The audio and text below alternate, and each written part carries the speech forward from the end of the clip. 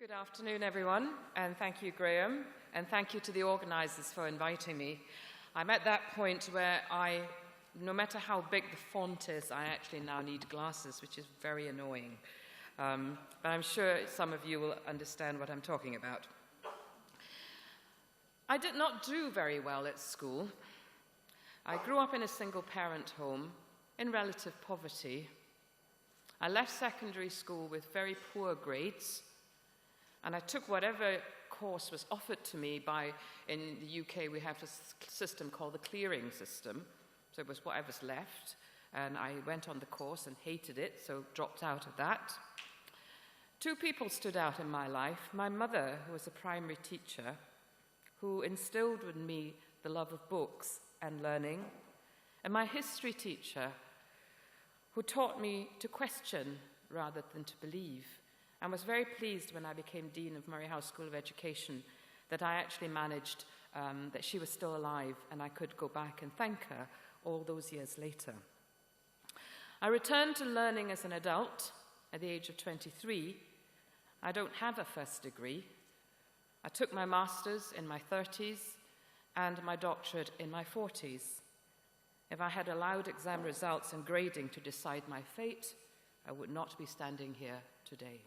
And I think that's important to remember in all this conversation that we're having about improvement and effectiveness. This past few days, an inspirational young man, known possibly to many of you in this audience, Joe Bauer from Alberta, passed away very sadly. He talked about the difference between learning and having a test, and learning something because you have a test. Indeed, many aspects of learning cannot be easily measured. Learning also does not progress in a linear way, and a range of reasons exist as to why learning might stall from an upward trajectory from time to time. I'm not naive. I know that we have to operate in a world of league tables and figures.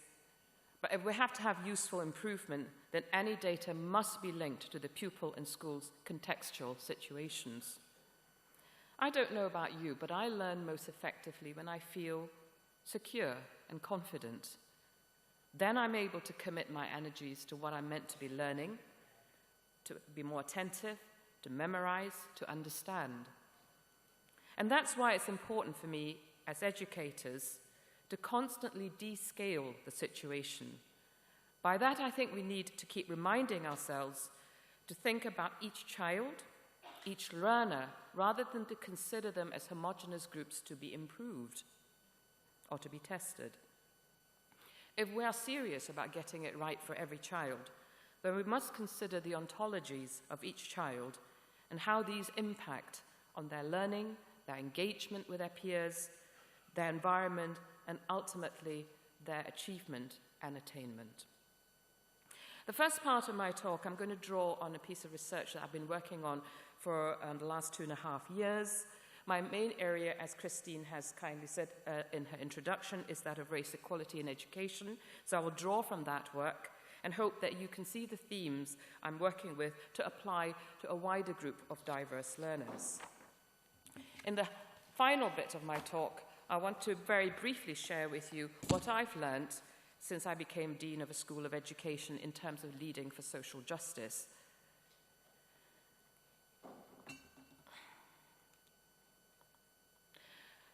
This project that I've been working with in the last 2.5 years is funded by the Arts and Humanities Research Council in the UK.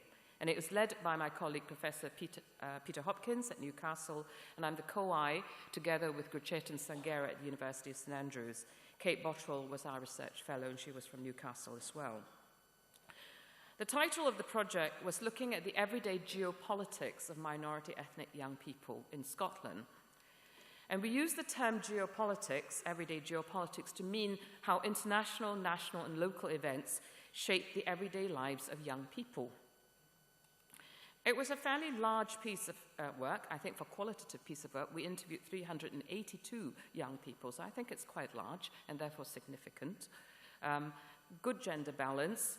The majority of the people were in the age group of 12 to 18. 70% of our participants from a range of faith and belief backgrounds, and also ethnicity and backgrounds such as asylum seekers, but also white Scottish, Eastern Europeans, visible minorities, and so on. I'm not going to say very much about the research in its background and all the things that it came up with. If you really want to look at it, it is actually on the website, on Google. If you put in everyday geopolitics, minority, ethnic, young people, it's actually the first few hits that come up, so you can look at that yourself. But the areas we covered with the young people, and it came from them, using the tried and tested ways of here, some post-its, tell us what's good about living in Scotland, tell us what's not so good, and a whole range of things were covered, such as everyday life, home, your neighbourhood, experiences at school, Scottish politics. Our research, of course, took part in the very same time period, very exciting, of the Scottish referendum. And one of the things that happened during the referendum was that 16 and 17-year-olds were given the opportunity to vote for the very first time. And every one of the young people that we actually interviewed and spoke to who could vote, did vote. Now, I wonder, for those who are involved in secondary education in particular, how much of that agency that has been built in young people has sunk in to the way we actually now operate in schools. Because these young people, in Scotland anyway, it's not going back. They will continue to have the vote at the age of 16. But what are we doing in our schools to match that? That's the sort of pace of change, I think, some of the paces of change that Graham was talking about. What we found interesting was how young people narrated their everyday lives, the street stories, and how these contributed to their securities at a very personal level, and also how these young people negotiated their lives on a daily basis. Now, of course, as adults, we also do the same, don't we? We negotiate our securities and our insecurities on a daily basis. But when you're young, or younger Stephen, the more structurally marginalized you are, the younger you are, the more structurally marginalized you are. So it is important, in fact, to remember the voices of young people. What did we find in relation to schools? In the main, lots of good news. Young people regarded schools as safe spaces to learn.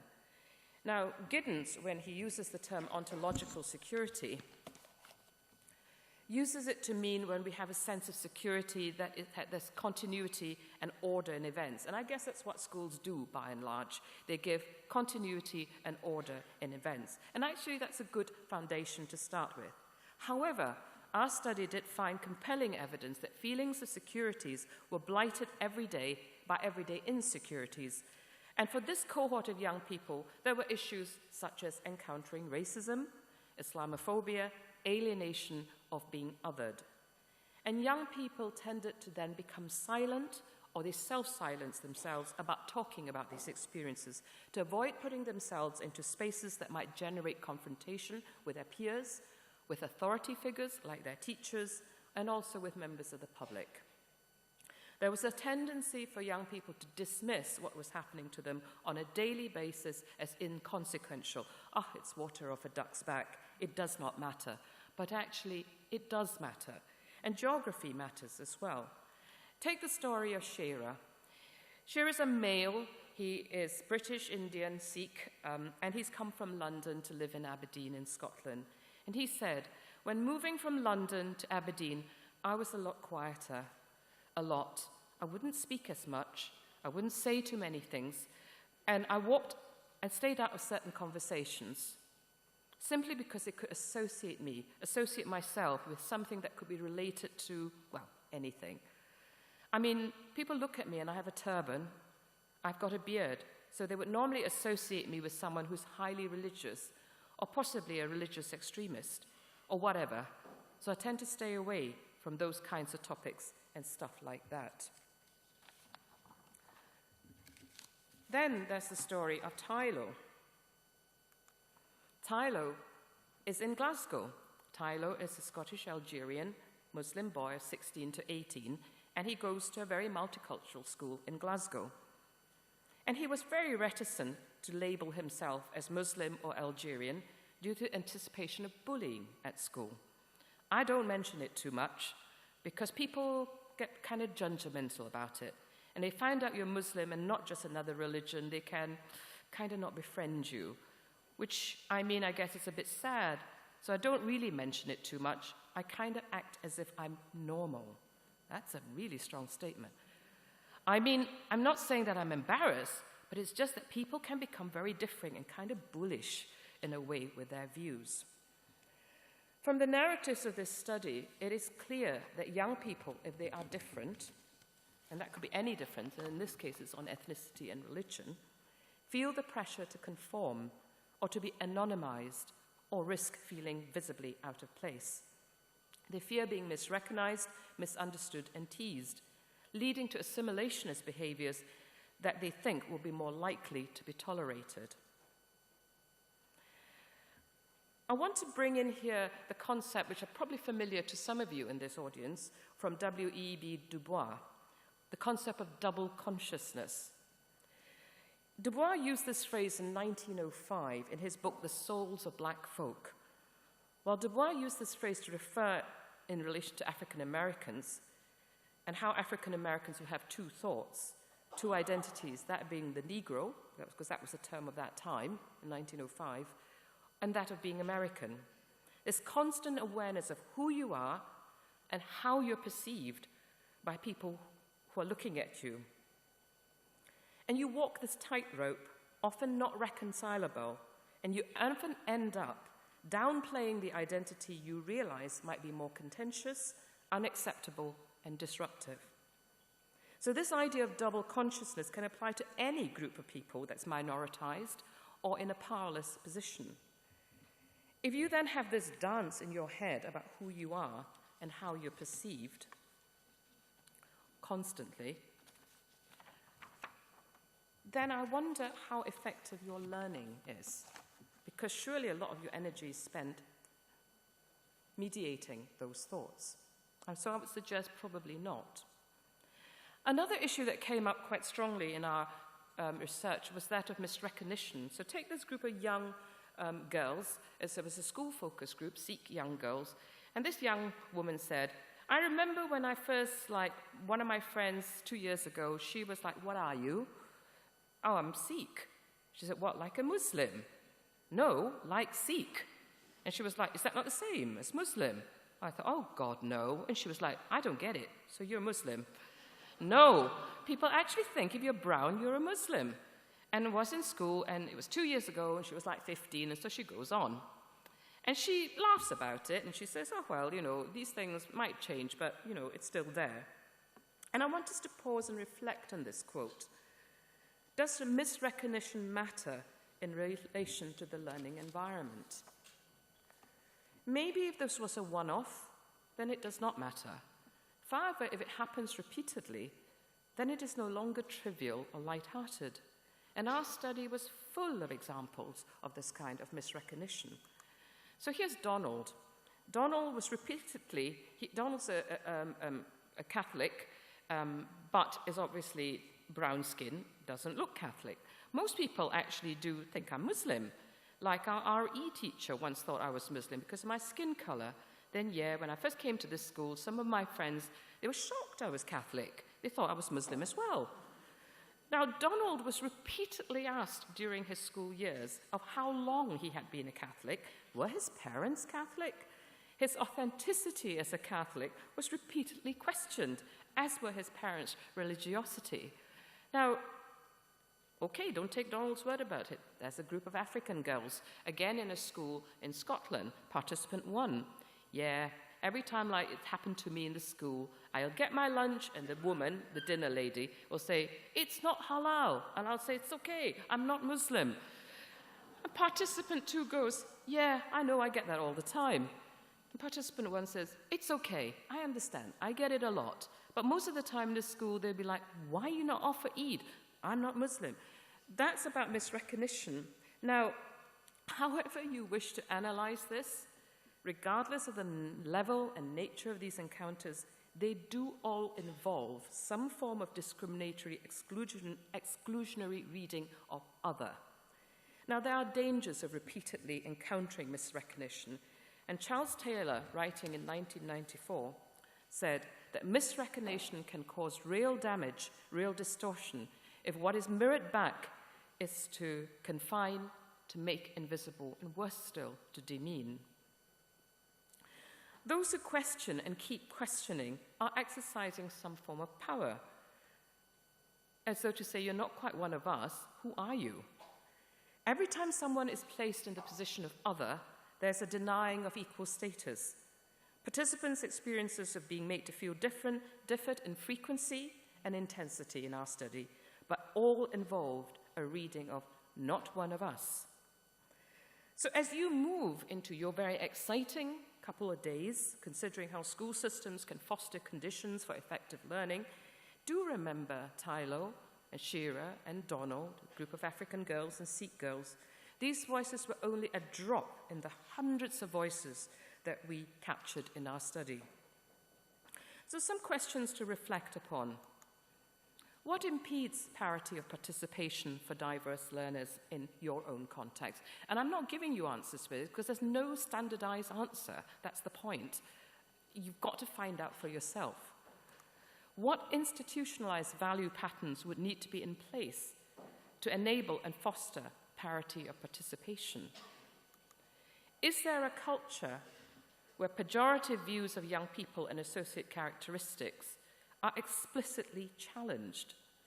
In the School of Education where I work, there are still situations where I hear colleagues talk about those students, those pupils. That's a pejorative statement of sorts. What is meant by those? How aware are staff, teaching and support staff, of these issues? I was at the Christmas party, our school Christmas party in December, and I have a visiting fellow, a professor from Nepal at the moment under the Erasmus Mundi scheme. So I took her along to the Christmas party, and one of my colleagues, who will not be named, came up to me and said, "Oh, it's lovely, you've brought your sister." I thought, ooh, it meant in a nice way. And in a social situation, I just simply said, "Oh, this is so-and-so." But the impact on me inside was, stereotype. So, what everyday street experiences do young people in your context encounter that might disrupt their ontological securities, thereby impacting on their learning? So to my own role as the Dean, then, of a School of Education, how can I lead in the area of social justice?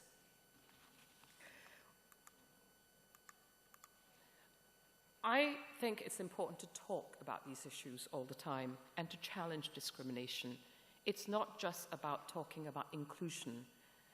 One of the things that frustrates me is that to talk about inclusion sounds great, it sounds good, it's much more palatable. To talk about discrimination is uncomfortable.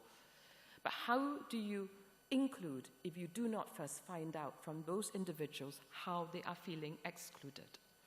So you do need to talk about this. I remembered as the head of school when I first came into the job, I was interviewed by the local press, etc. And at the end of the interview, I said to the local press person, "Did I talk too much about race?" And she said, and it was Elizabeth Buey from Times Ed, so those of you in Scotland will remember Elizabeth, and Elizabeth said to me, "Well, if you don't talk about it and if you don't use your positional authority now to talk about it, when are you going to do it?" So actually that taught me a big lesson. So tweet away, Facebook away, whatever social media mechanism you use, make sure you do it. And what's really interesting is that I find that if I tweet about the environment or if I tweet about digital scholarship, I get quite a lot of retweets. If I tweet a statement like, "Why is the curriculum all white?" I very often don't get any retweets. That teaches me a lesson. Interesting, isn't it?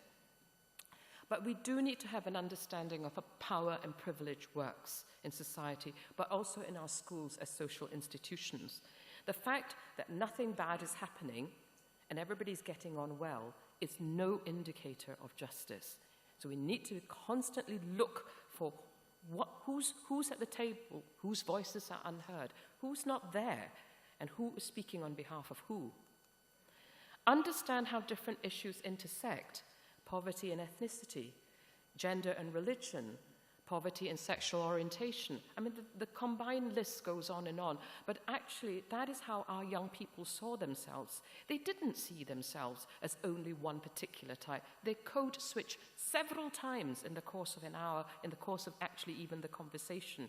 They are negotiating their identities quite comfortably. Are we? Make sure your team is all right. I borrowed that a little bit from Gloria Ladson-Billings, a colleague of mine from Wisconsin-Madison, but also from Alex Ferguson, for those of you who like your football. So the point here was Alex Ferguson would say, if you get your team right, you'll get the goals. And Gloria was saying, you need to check as a leader if you've got the people around you who can push the agenda forward for you. And if you haven't, then you need to think about who is in your team. And I think that is really important. Providing continual development, professional development opportunities at the table. For a lot of our colleagues, for a lot of us in this room, it's about awareness. If we don't know, we can't make the changes and we can't become more involved. So actually, it is about awareness raising and capacity building and confidence building. But it equally tells you who's lagging behind and will not change. And then the leader for social justice will have to go to those individuals and say, why don't you turn up for some of these CPD sessions? You're not changing. Well, maybe this is not the school for you. It's a hard call, that, but it needs to be done. Use data to lead conversations about equity. Have the evidence, because that often helps people to make the change. But the evidence can be hard evidence, such as statistics, but it can also be circumstantial evidence. If 20, 30 of your students are telling you this is happening and it's all heading in the same direction, the lawyers in this room will tell you that can be called circumstantial evidence. And that is also evidence. Changing what and how we teach, I think, is really important.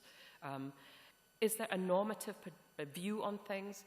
Do we actually have cross-cultural meanings in the way we look at things? And perhaps you already do that, in which case it's a big tick.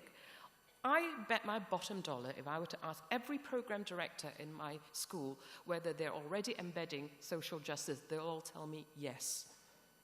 And I think they will. My job now is to go back and say to them, so prove it. How are you doing this? And if I was a betting person, I would probably hazard a guess that a high percentage would be down to a few individuals carrying the flag forward, a bolt-on approach still. Understand the positionality of who you are and make that change. I already said it in the beginning, but I think it's about things like who sits on your selection panels, what are the questions you ask students coming in, what are the questions you ask interview applicants coming in. Really interrogate them about their values and social justice. That's how you can start building the right team. And finally, advocate for those who are less powerful. Now, this is controversial, given that we've all just been talking about standardized testing on different pupils. But I put that there before the First Minister said she was coming to speak. But nevertheless, I think it's important because the impact of standardized testing will have impact on different pupils in different ways. And I am very worried, and I'm very pleased in one sense that in Scotland that the conversation is about both improvement but also equity and closing the poverty gap and inequalities. The proof will be in the pudding that that is possible, because a failure to do this bit and only doing this bit, I think, would worry me substantially. Thank you.